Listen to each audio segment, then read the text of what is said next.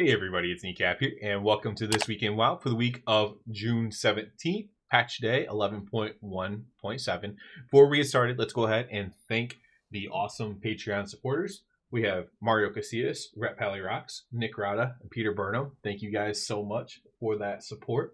And now let's go ahead and talk about what's going on this week in the World of Warcraft on this patch day. Before we get into the big stuff, let's just quickly go over maybe the smaller items here. We do have the Delve bonus event going on this week. This one's very good to do, especially for alts or even on your main if you don't do raiding and stuff like that. The Delve bonus event is a one that's like kind of worth your time, similar to the World Quest event, and in some ways even sometimes even like the time walking ones. There's a lot of them that kind of are worth your time. We have PvP Brawl Classic Ashran. This was my least favorite one, but that's going on as well. Medium big thing is the Midsummer Fire Festival starting up this week. They actually added stuff to this. Sometimes they release news in a big dump and it kind of gets lost in the wind. I can't remember what it said exactly that they added, but I think they added like new quests, new rewards and stuff to the Midsummer Fire Festival. That'll be very interesting. If so, this event lasts long enough that I'll definitely at least go check it out and see what there is. If there's something really cool, I make videos about stuff that I like and that I thought was hard to figure out, so then I make a video for someone else to figure out easier, things like that, right? So if there was like a really cool reward for Midsummer Fire Festival that they added, but the way to acquire it was a little bit tricky or something like that, I would perhaps make a video on that.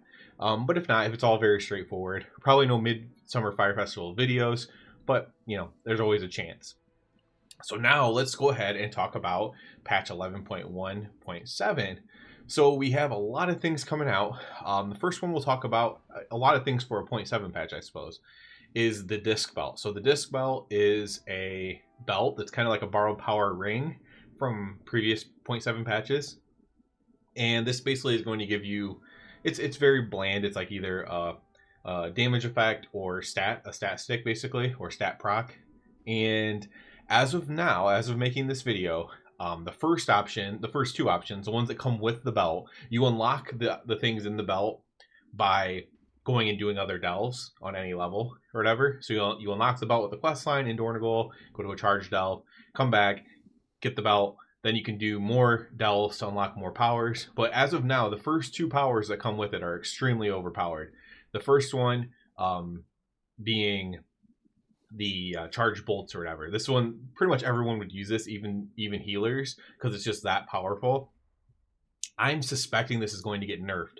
However, I've waited till the evening to make this video. It doesn't look like it's getting nerfed today. I could check Wowhead maybe one more time, or the forums one more time to see if they posted anything, but it doesn't look like it's getting fixed before the patch goes live. So what I'm going to do is I'm going to make a rep video telling you what power to use, why to use it, what other powers are decent and what powers are not decent. And I'll go into more detail on the belt for the rep paladin stuff. But just know as of now, as of making this video, the first option, the charge bolts, is just completely overpowered compared to every other thing, at least, right? It's markedly better, and by a lot. So I do think it'll get changed, but if not, then everyone's just going to get a nice jolt of damage for very little effort here on Tuesday. So that's where we are with the belt. And like I said, for the Rep Paladin players, I'll have a video out for Rep Paladins about the belt. So now, other things coming out with this patch, we have storyline stuff. So the Arathi Empire and Arathi Highlands, I had some comments on my pronunciations. Just for the record, I'm kind of saying that in jest. I really don't care if I pronounce something slightly wrong. I'm sorry if that offends you. I say it the way I always say it. I can try to say it the other way, but for whatever reason I say Arathi. But yeah, there's a whole questline and storyline with that going on. I believe you can get Farron's shoulder transmog from doing that as well. That's the character from the Arathi down in the underground area, whatever, in this expansion. The main character there, that's kind of like a ancestor of the Lothars. Her last name's Lothar as well. So there's that whole quest line to do there. Seems pretty interesting. I'm certainly going to do it. I'm not the biggest lore person. This isn't a lore channel, but I do like to keep up with stuff and know what's going on the best I can. And then, of course, Other stuff coming out is the UI stuff, meaning the rotation helper and the one button assist.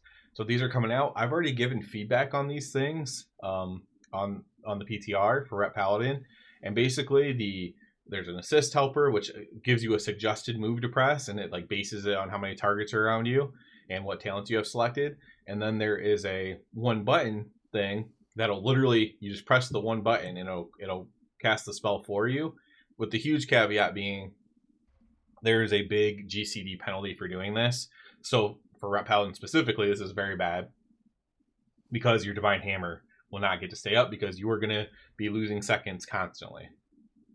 You know, literally every 3 presses you lose a second just from not being able to press. So it's not great for many specs at all as far as like min-maxing, which is what I try to do, right?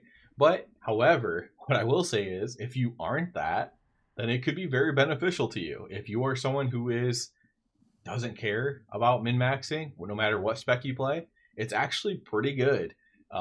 It's certainly better if you've never watched any video, read any guide, and you do your talents by yourself. That one button assist will most likely increase your DPS.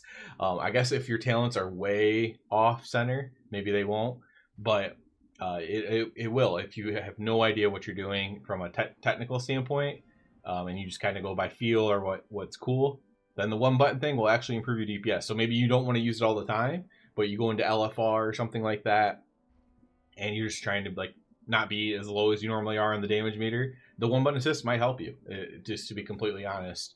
But if you are somebody who watches guides and are very locked in and trying to do everything, then the one button will probably be a DPS loss for you, unless you're just really bad at it, if we're just being honest, right? Like obviously if you're just really bad at doing stuff, then it'll be better, right? Or really new or whatever, if we're just, you know, being completely candid here. So that's coming out as well. You know, I've already given tons of thoughts on that. No real reason to expound on that on this video. For me, tonight, I should get CE finally. We had a 4% pull on Thursday, and now we're getting these belts and stuff like that. I can't imagine Gallywix is going to be standing up after tonight. So finally another CE in the books for my guild. You know, if you've been following my channel, you know, we've been a CE guild since Legion. And yeah, been having a blast getting all the CEs, even though we do it a little bit slower than maybe some of the higher end guilds do, with our 2 nights a week and extremely casual practices and rules and stuff like that. So I'm very excited to get that tonight and get another CE. Hoping to get them out on the first kill. That would be nice. But regardless, you know, that would be the kind of like the cherry on top, of course.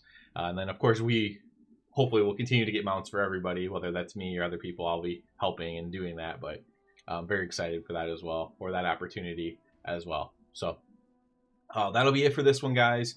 As always, I do ask you to please subscribe to the channel. If you're already a subscriber, go check out the Patreon. I made a Discord, doing some stuff for the higher tier thing on there, a video for that. Obviously, that's a financial commitment. You don't have to do that. But a Discord, no matter what level you join at. And sometimes I just try to post stuff on there, even if it's just for free members and stuff like that too. So maybe even a quick video or something like that for everybody. So that's it for this one, guys. And everybody, have a good one.